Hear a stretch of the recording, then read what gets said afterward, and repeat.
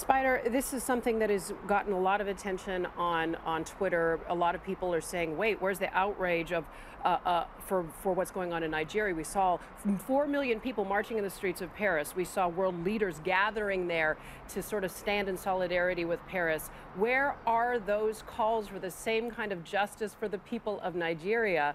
Help us understand the difference here and maybe why we're not hearing the same level of outrage.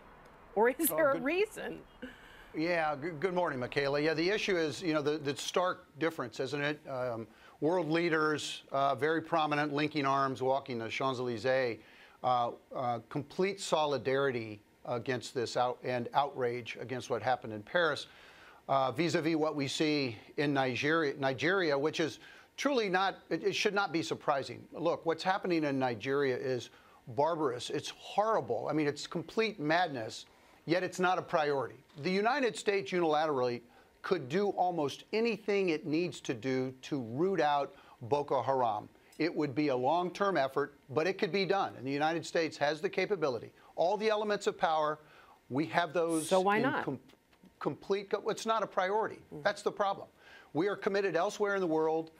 Black West Africa is not a priority. Very stark, very hard to say, but that's the case right now. It's a regional issue. If we were to see Boko Haram appear in some other region of the world, white Africa, which is North Africa, or in the Mideast in some way, we would be alarmed. But it's a regional issue. It recruits regionally. There's a limitless supply of radicals in that part of the world that are willing to do these incredibly barbarous acts.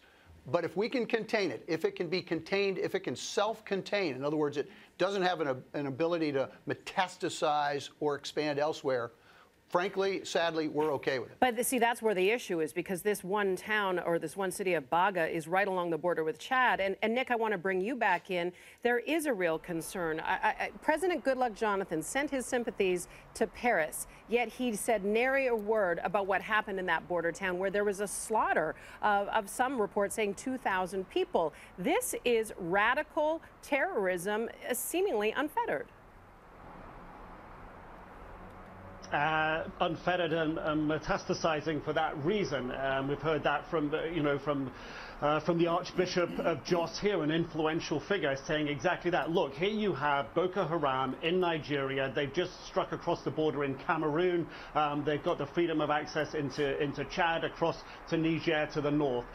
This is a growing, more than regional threat reaching into North Africa. When did Boko Haram get more weapons? When Libya fell apart in 2011. I was in Niger, which borders the south of Libya, at that time afterwards, when the weapons were flowing through, things as big as helicopters dismantled on the backs of trucks being taken out of military bases in Libya, taken through Niger to Nigeria, right beneath it. Boko Haram got their hands on a massive haul of weapons. Boko Haram is growing at the moment, and right now Niger, Nigeria, Chad and Cameroon, but it's connected through Niger to Mali. Al-Qaeda is in Mali. It's connected through Niger to Libya, where it got the weapons from. But the weapons go south, the people, the ideology goes north.